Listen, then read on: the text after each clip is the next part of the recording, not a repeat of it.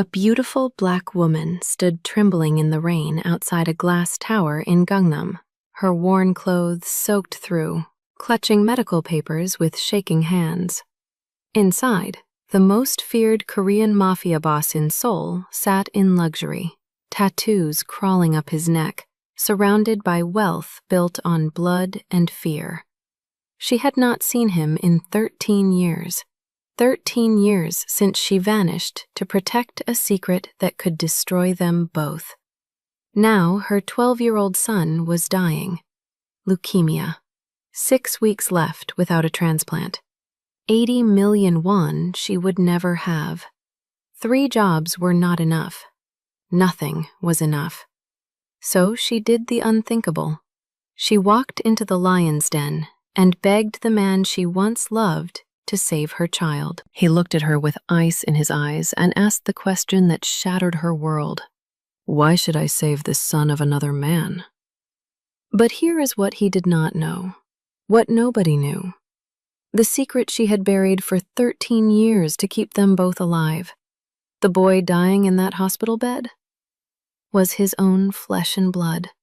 And when he finally discovered the truth, the most dangerous man in Seoul would have to choose between the empire he built on violence and the son he never knew existed. Before we begin this story, comment below where you're watching from and what time it is there. If stories about karma, love, and hidden truths move you, don't forget to subscribe to the channel. The rain fell in sheets that February night in Seoul, each drop hammering against the glass towers of Gangnam like bullets against armor. Amara Okonkwo stood beneath a broken bus shelter, watching the neon lights of Club Beko bleed into the wet pavement. 13 years. 13 years since she had last stood in this district, when she was young and foolish, and in love with a man whose hands could kill as easily as they could caress. Her fingers trembled as they clutched the worn manila folder against her chest. Inside were documents that spelled out her son's death sentence in clinical terms. Acute myeloid leukemia. 6 weeks without transplant. 12% survival rate. 80 million won needed immediately. She had exactly 340,000 won to her name.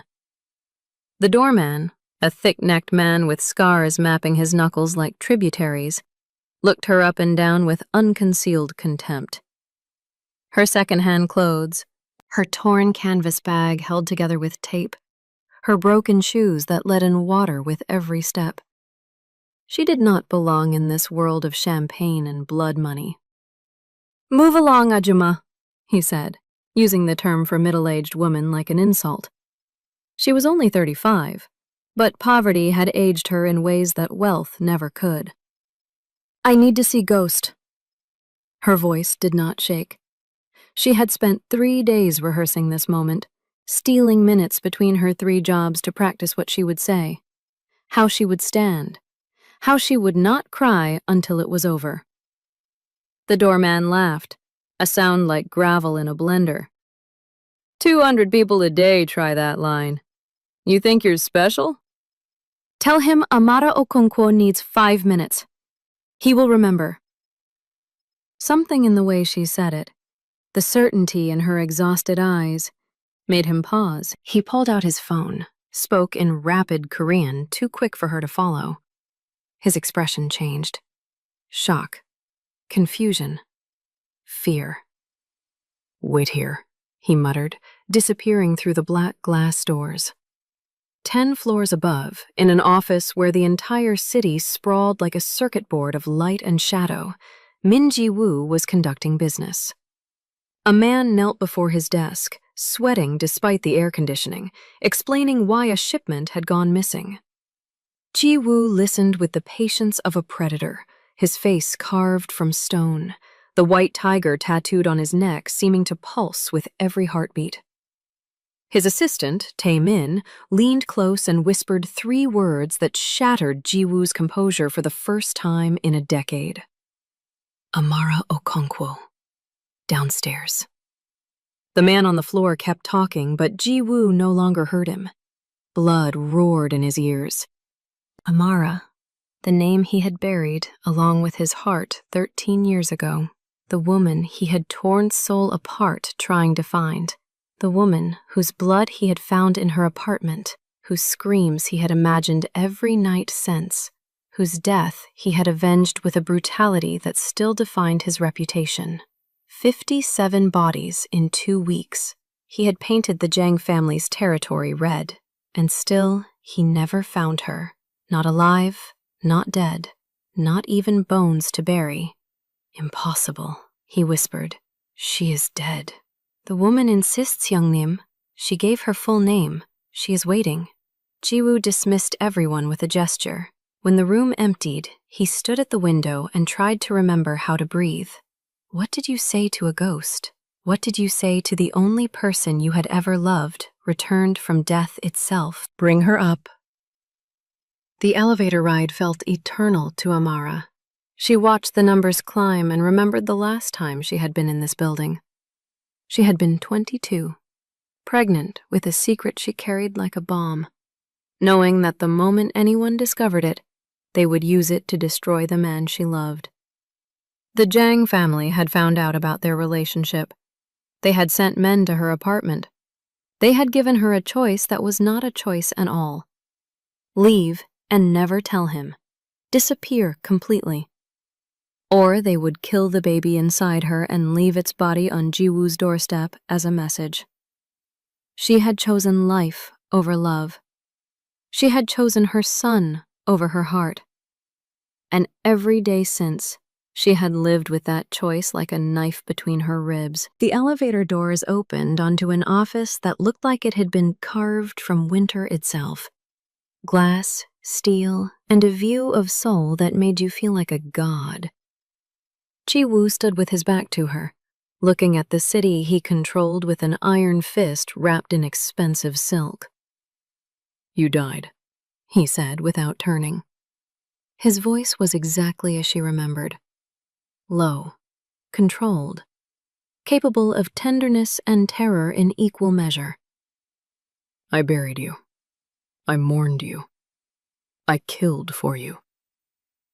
I had to disappear. Her voice cracked despite her rehearsal. There was no other way. He turned slowly, and she saw what 13 years had done to him. The boy she had loved was gone, replaced by something harder, colder, more dangerous.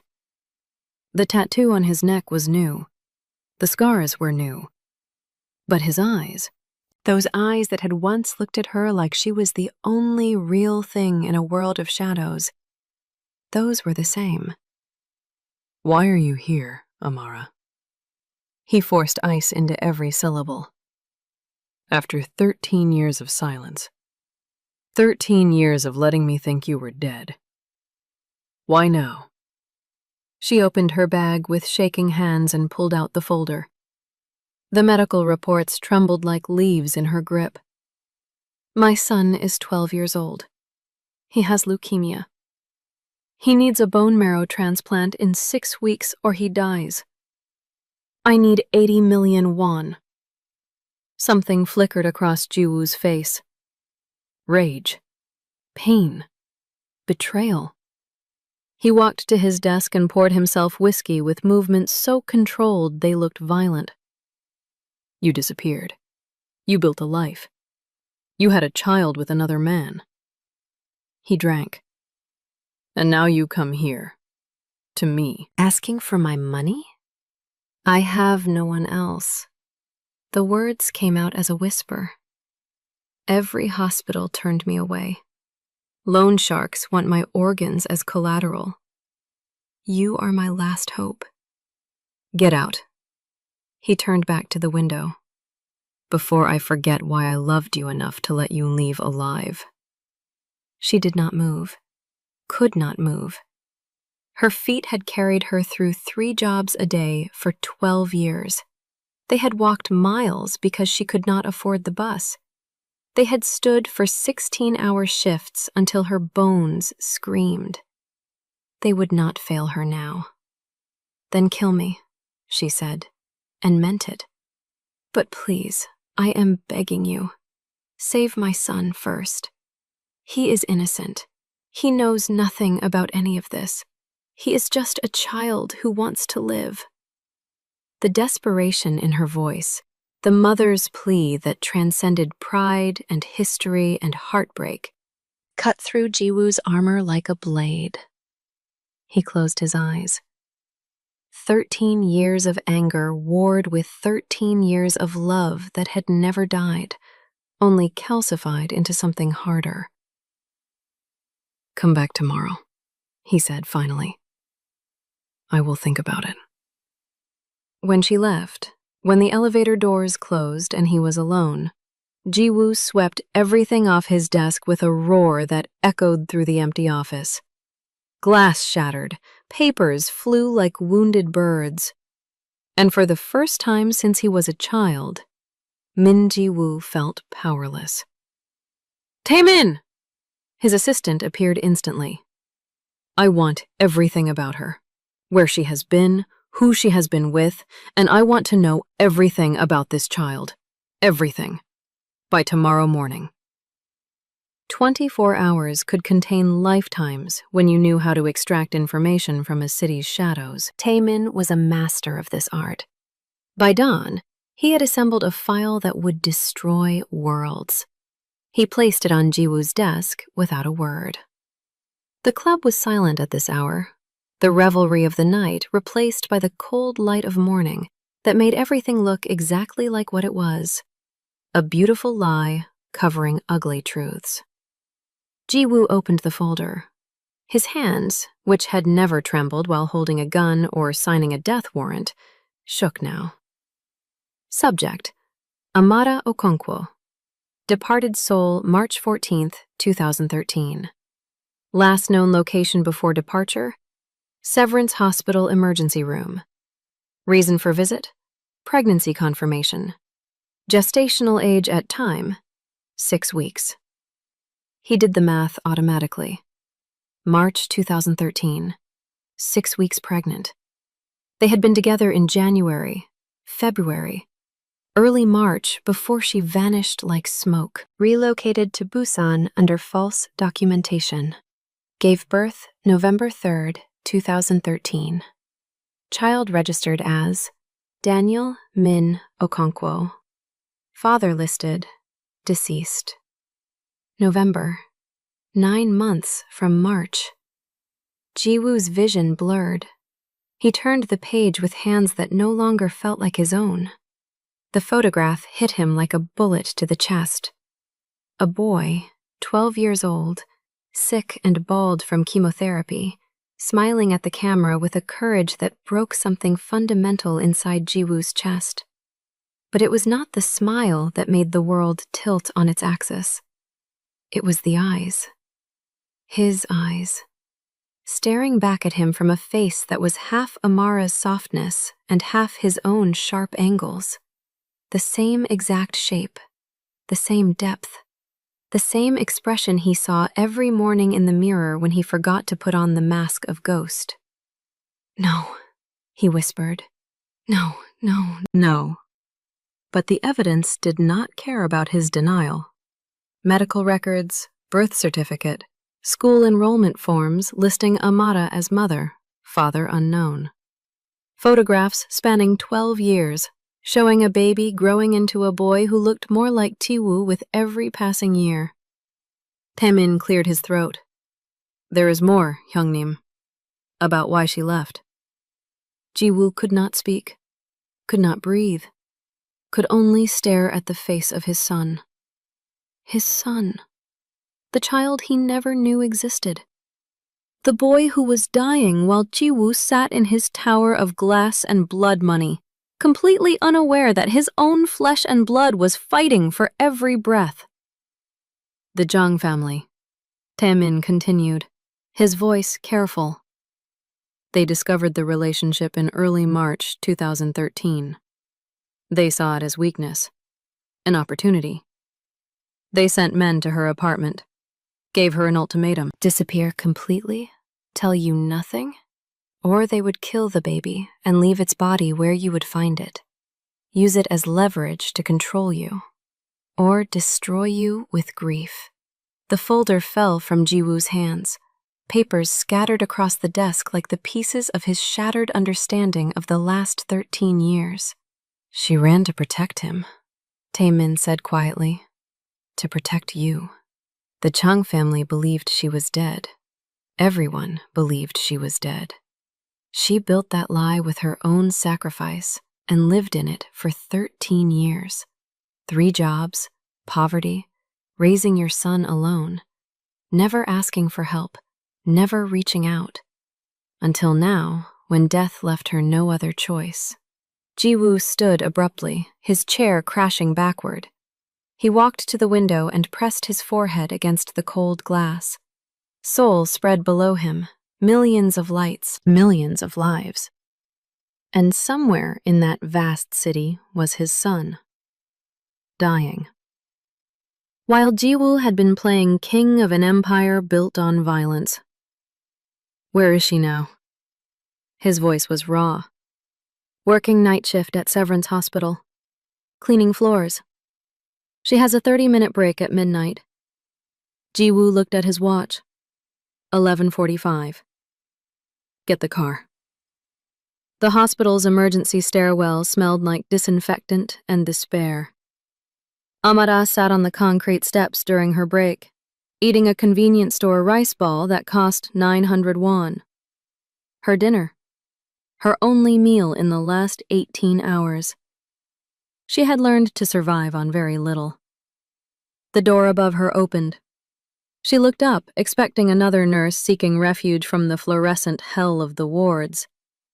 Instead, she saw Min Ji-woo, dressed in black, descending the stairs like an avenging angel. She stood quickly, the rice ball falling from her hands. Ji-woo, Why did you not tell me? His voice was low, dangerous, the voice that preceded violence. Tell you what? Do not lie to me! The shout echoed in the stairwell. That he is my son. That I have a child. That you stole 13 years of his life from me. Amara's face drained of color. How did you... The medical records? I know everything, Amara. The Jang family, the threats, the choice they gave you. And I know that every day for 13 years, I have had a son growing up without me. And you never said a word.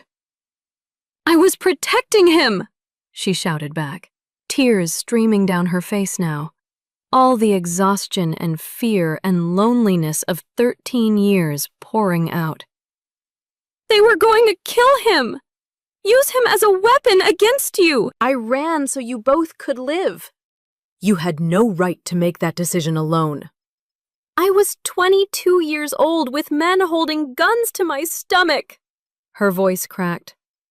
I loved you too much to become your weakness.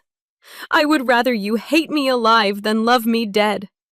I would rather raise our son in poverty than bury him in a gold coffin bought with your blood money.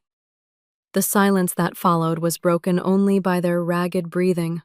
2 people who had loved each other completely, destroyed by that very love. Jiwoo leaned against the wall, all the rage draining out of him, leaving only emptiness. I would have burned the world for you. For him. I know. Amara wiped her eyes. That is exactly why I left.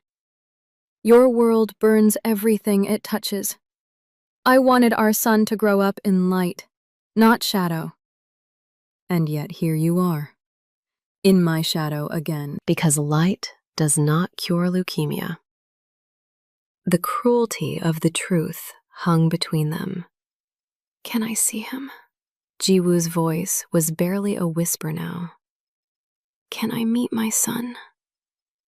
Amara studied his face, saw past the tattoos and scars to the boy she had loved, the boy who had held her gently despite his violent hands, the boy who had promised her forever in a world that dealt only in temporary things. He does not know you exist. I told him his father died before he was born. A car accident. Quick, painless, heroic even. You did not lie. The irony was bitter as poison. The man I was did die. The day you disappeared, something in me died too. What you see now is just ghost. The monster I became looking for you. Will you... Amara hesitated. Will you help him? Even knowing what I did? Even hating me for it? Jiwoo looked at her truly for the first time, saw the exhausted woman she had become, the sacrifices written in every premature line on her face, the love that had driven her to give up everything. I could never hate you, Amara. I tried. For 13 years, I tried to turn love into hate. But even thinking you were dead, even believing you had been murdered because of me, I could not stop loving you. He paused. Tomorrow. I will meet him tomorrow. But not as his father. Not yet. I need to see him first. Understand who he is. What you have built from our love. She nodded, fresh tears spilling. Thank you. Thank you. Do not thank me yet. First, we save him. Then we deal with everything else. The truth, the past, the future, if there is one. He left her there in the stairwell, but this time he knew she would not disappear. Could not disappear. Their son's illness had chained them together again, for better or worse. As Jiwoo walked to his car, Taemin handed him another folder. The boy's medical details, Hyungnim. It is not good. Jiwoo read as they drove through Seoul's empty streets. No compatible donors found. Treatment options exhausted. Without transplant, 6 weeks maximum survival time. With transplant, 70% survival rate. Cost, 80 million won for surgery, hospital stay, and anti-rejection medications. 80 million won.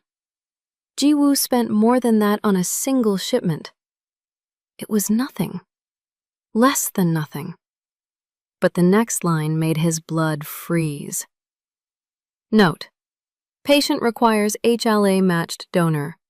Parents are ideal candidates for testing. Parents. The word felt foreign. He was someone's father. He, who had built an empire on fear and death, had created life. And now that life was slipping away while he sat counting money stained with other people's blood. Schedule the donor testing, he told Taemin. Tomorrow morning, before I meet him.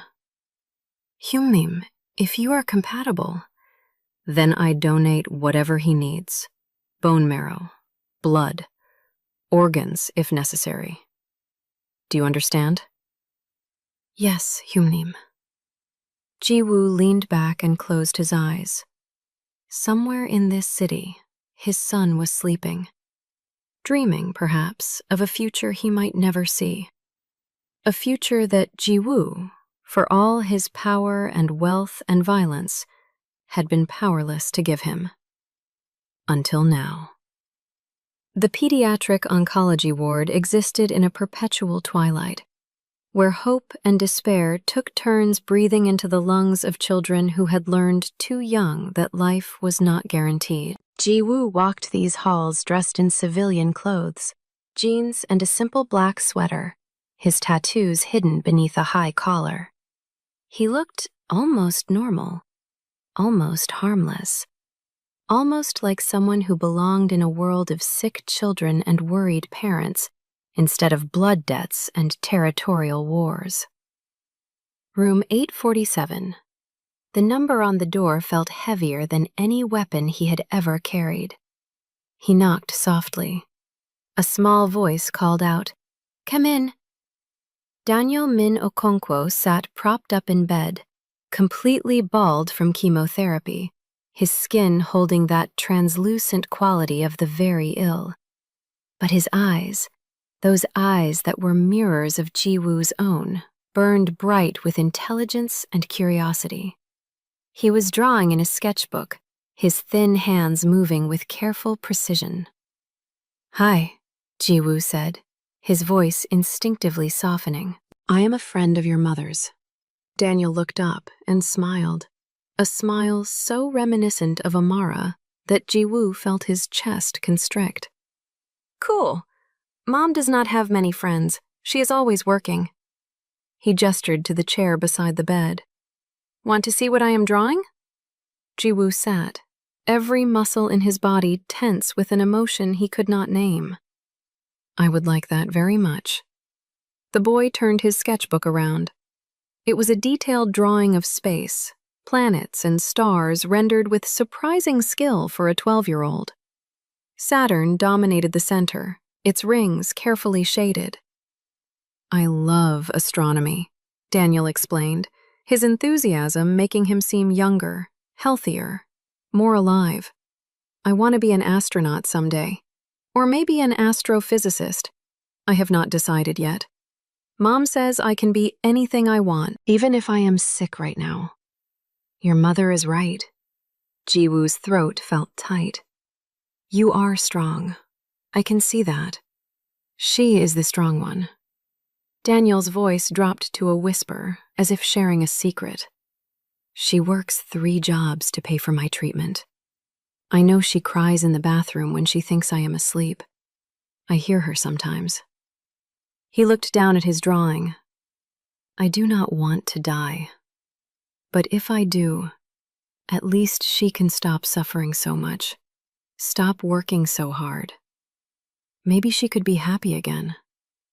Ji-woo had to stand abruptly, the weight of those words crushing something inside him that he thought had died years ago. "Excuse me," he managed. "I need a moment." He made it to the hallway before his composure shattered completely. He leaned against the wall, eyes closed, fists clenched so hard his nails drew blood from his palms. His son, his 12-year-old son, already resigned to death, already thinking about his mother's happiness over his own survival. He breaks your heart, does he not? Amara stood a few feet away in her cleaning uniform, a bucket and mop in her hands. The sight of her like this, reduced to this, while he lived in luxury, made Ji-woo want to destroy something, preferably himself. "He thinks dying would make your life easier," Ji-woo said, his voice raw with rage and grief. "He is 12 years old, and he has given up." "He has not given up." Amara set down her supplies. "He is being brave. There is a difference." She paused. "Did you do the testing?" "This morning. Results will be ready in 48 hours. "And if you are not compatible?" Ji-woo looked at her directly. "Then I will find someone who is. I will pay every person in Seoul to get tested if I have to. I will buy every hospital, bribe every doctor, threaten every medical board. I will not let our son die, Amara. Do you understand? I will not lose him before I even get the chance to know him." She stepped closer, close enough that he could smell the industrial soap on her hands and see the exhaustion etched into every line of her face. "Why? You could just give me the money and walk away. Pretend you never knew. It would be easier." "Easier?" Ji-woo laughed, a sound like breaking glass. "Nothing about this is easy, but he is mine, my blood, my son, and I have already missed 12 years of his life because you chose to protect him from me. I will not miss any more." "I did not choose to protect him from you," Amara said quietly. "I chose to protect him from your world, from men like the Jang family who see children as weapons and love as weakness." "The Jang family is still a threat." Ji-woo's voice went cold. "If they discover Daniel exists, they will finish what they started 13 years ago." which is why you should walk away. Give us the money anonymously. Let us disappear again. Keep him safe by staying away. No. The word was absolute. I am done staying away. I am done letting fear dictate my life. If the Jiang family comes for my son, I will end them so completely that history will forget they ever existed. Before Amara could respond, alarms screamed through the ward. Nurses ran toward Daniel's room. A doctor shouted orders.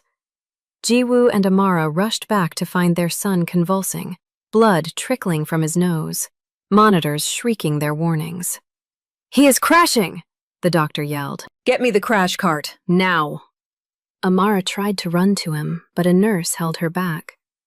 "Let us work, please."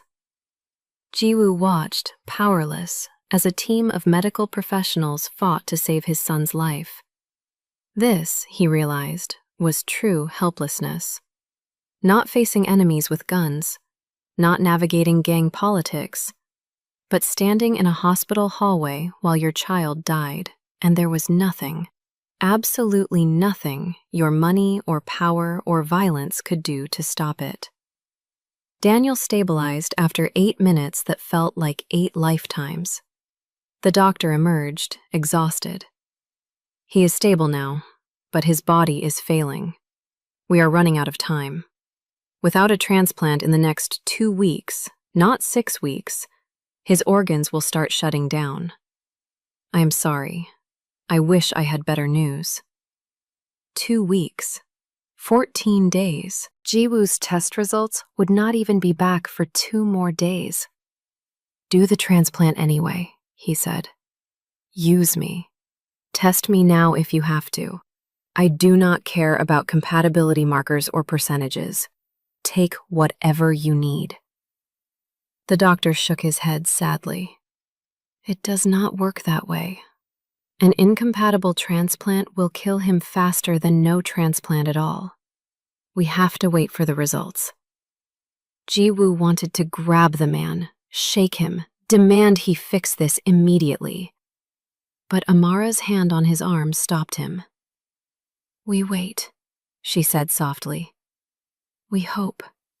We pray. It is all we can do." That night, Jiwoo sat in Daniel's room after visiting hours, having bribed the night staff to look the other way. The boy slept fitfully, his small chest rising and falling with effort. Jiwoo watched him and thought about all the moments he had missed. First steps, first words, first day of school. 12 years of moments that could never be recovered. "I am sorry," he whispered to his sleeping son. "I am sorry I was not there. I am sorry your mother had to choose between your safety and your right to know your father. I am sorry you are sick and scared and brave when you should just be a child. But I promise you, Daniel, I promise on everything I am, everything I have built, everything I have done and will do, I will save you. Even if it costs me everything, even if it costs me my life." The boy did not wake, did not hear, but Jiwoo meant every word. His phone buzzed, a text from Taemin. "Jung family knows you visited hospital. They are asking questions." Jiwoo's blood went cold. Somehow, impossibly, his worst fear was materializing. The Jung family, who should have believed Amara dead for 13 years, was sniffing around. Which meant someone had talked. Someone had seen. Someone had connected dots that should have remained scattered. He stepped into the hallway and called Taemin. "How much do they know?" "Unclear, Hyungmim. But Jang So-jun, the current head, he remembers his father's obsession with destroying you through the African woman. If he learns about the boy..." "Double security on this hospital. I want men on every entrance. Eyes on every corridor. If anyone from the Jung family comes within 500 meters of this building, I want to know immediately." "Hyungmim, that kind of presence will draw attention. It will confirm their suspicions. I do not care. Let them suspect. Let them know. My son will not die because I was too afraid to protect him. Jiwoo paused. And Taemin? If they come for him, we do not warn them. We do not negotiate. We end it. Permanently. Do you understand? Yes, Hyungnim. What about the boy's mother? Jiwoo looked back at Daniel's room, where Amada had appeared, sitting beside their son's bed, holding his small hand in both of hers. She stays close, under protection, whether she wants it or not. He ended the call and returned to the room. Amada looked up, saw something in his face. What happened? The Jung family knows I was here. They are asking questions. Her face went white. No, I should leave. Take Daniel and disappear again. If they connect him to you, they will die before they touch him. Jiwoo's voice was ice. All of them. I was 19 when they threatened my unborn son. I killed 57 people in response to losing you. I am 38 now. Amara. Imagine what I am capable of when I know exactly who to destroy and why. The test results arrived 48 hours later, delivered in a sealed envelope that contained either salvation or damnation. Jiwoo opened it in Dr. Park's office, Amara standing beside him, both of them holding their breath like divers going under. Dr. Park smiled. Perfect match. 10 out of 10 HLA markers. Mr. Min, you are as compatible as a donor can possibly be. The relief was so overwhelming that Jiwoo had to sit down. His legs simply stopped working. When can we do the transplant? We need to prep Daniel first. Make sure his body can handle the procedure. And we need to harvest your bone marrow. It is painful, I will not lie. The recovery takes weeks. I do not care about pain. When can we start? 3 days. But, Mr. Min, there are risks. Even with a perfect match, there is a 20 to 30% chance of complications. Graft versus host disease, infection, rejection. And without the transplant, 100% chance he dies within 10 days. Then we have no choice. Schedule it. As they left the doctor's office, Amara grabbed Jiwoo's hand, squeezing hard enough to hurt. Thank you. Thank you for being compatible. Thank you for doing this. Do not thank me for saving my own son. But he squeezed back, and for a moment they were just two terrified parents clinging to hope. The moment shattered when Taemin appeared, his face grim. Hyungnim, we have a problem. Jung So-jun is here, in the hospital, with 12 men. Every muscle in Jiwoo's body went rigid. Where? 3rd floor, moving toward pediatric oncology. Get Amara somewhere safe. Lock down Daniel's room. No one gets in. But it was too late. As they rounded the corner toward Daniel's ward, Jung So-jun stood in the hallway with his men, all of them armed beneath their jackets. So-jun was young, maybe 30, with his father's cruelty stamped onto softer features. He smiled when he saw Jiwoo. Ghost, how wonderful to see you in such a domestic setting. His eyes slid to Amara. And the African whore lives. My father told me stories about you, about how Ghost went insane when you disappeared, killed half our organization looking for your corpse. He laughed. Imagine my surprise learning you have been alive this whole time. With a child, no less. Jiwoo stepped between So-jun and the hallway that led to Daniel's room. Leave, now. This is your only warning. Or what? You will kill us in a hospital full of witnesses? So-jun gestured around. You have grown sloppy, Ghost. Love makes men weak. My father taught me that before you put a bullet in his brain. Your father threatened my family. He died for it. You are about to make the same mistake. Family? Sojun's eyes widened with delighted malice. So it is true. The sick boy is yours. How poetic. The great ghost brought to his knees by a dying child. Behind Jiwoo, Amara made a sound like a wounded animal. Jiwoo felt something snap inside him, the last thread of restraint burning away. I will give you one chance to walk out of here alive, Jiwoo said, his voice dropping to that whisper that meant death. Take it. Sojun reached for his gun. I think I will just kill the boy instead. Finish what my father started. He never finished the sentence. Jiwoo moved with a speed that defied physics, crossing the distance between them before Sojun could blink. The first strike crushed Sojun's windpipe. The second shattered his gun hand. The third broke his knee backward with a sound like a tree branch snapping. What followed was not a fight. It was an execution interrupted by survival instinct. Sojun's men drew weapons, but Jiwoo was already among them, a whirlwind of controlled violence. He had spent 13 years honing his body into a weapon. Now he unleashed it with surgical precision. 17 seconds.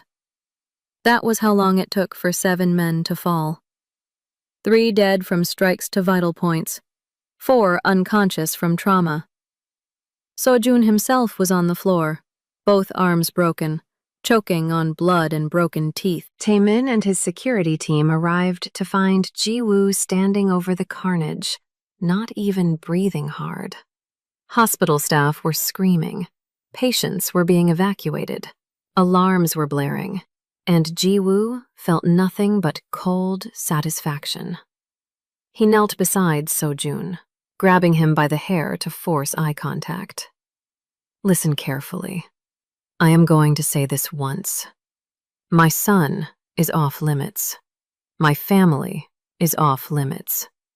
If you or anyone from your organization comes within 500 meters of them again, I will not just kill you. I will erase the Jang name from history. I will salt the earth where your family built their empire. I will make what I did 13 years ago look like mercy. Do you understand? Sojun tried to speak, but only blood came out. Jiwoo broke his other arm for emphasis, then stood and walked away, leaving Taemin to handle the cleanup. He found Amara and Daniel in a locked examination room where nurses had hidden them.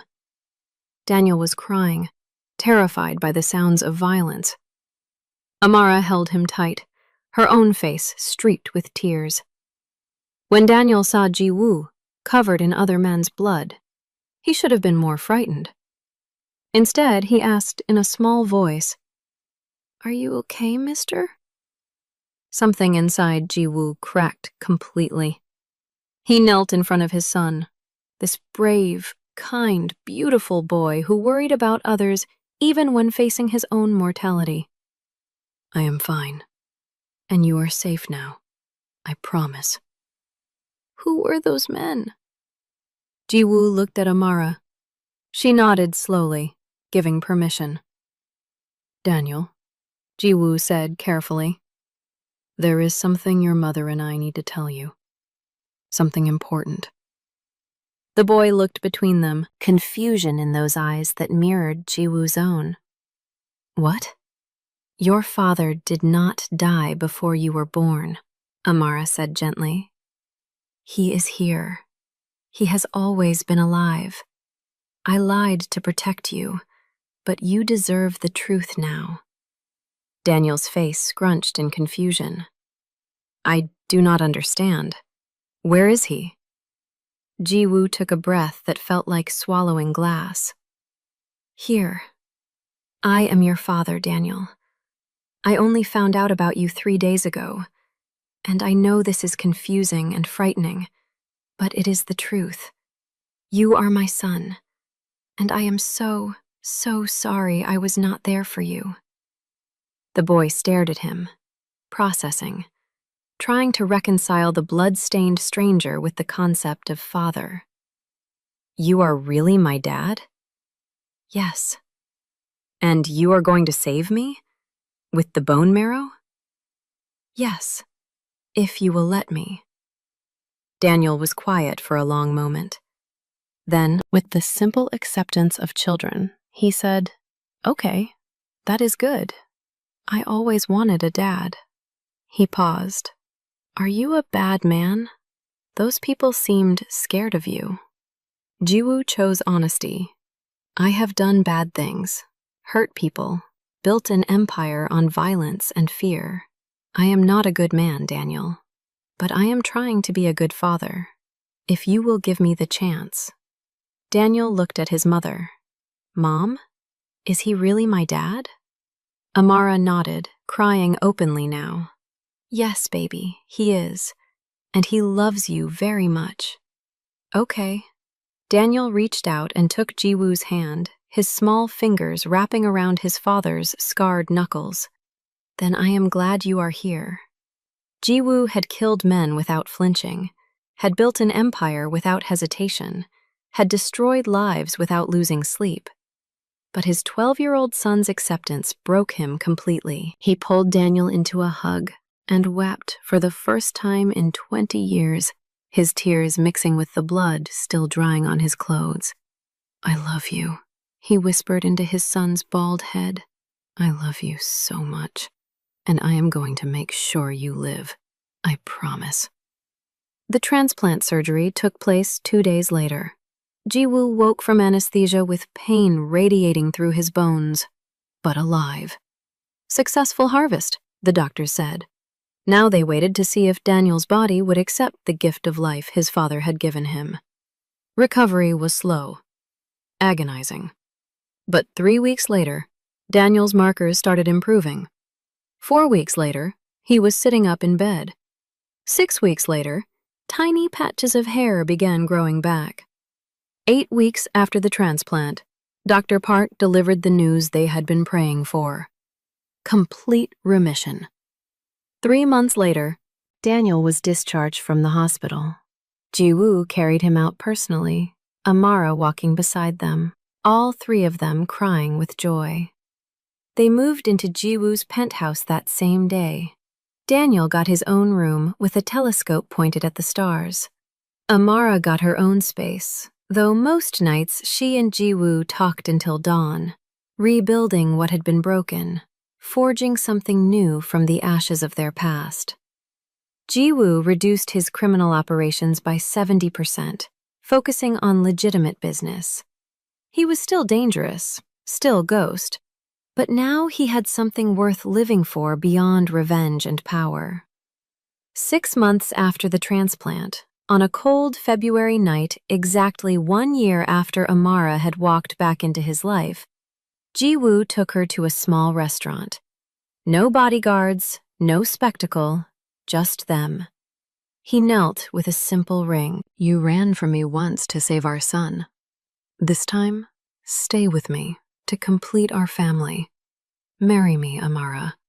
Let me spend the rest of my life trying to deserve you both." She said yes before he finished asking. Daniel, watching from a nearby table where Tae-min was entertaining him, shouted, "Finally! You two are so slow!" The entire restaurant applauded. Jiwoo laughed, a sound that Tae-min barely recognized. The boss was changing, softening, becoming human again.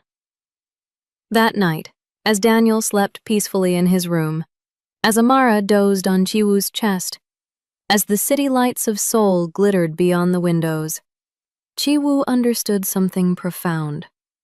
He had built an empire thinking power would fill the emptiness inside him.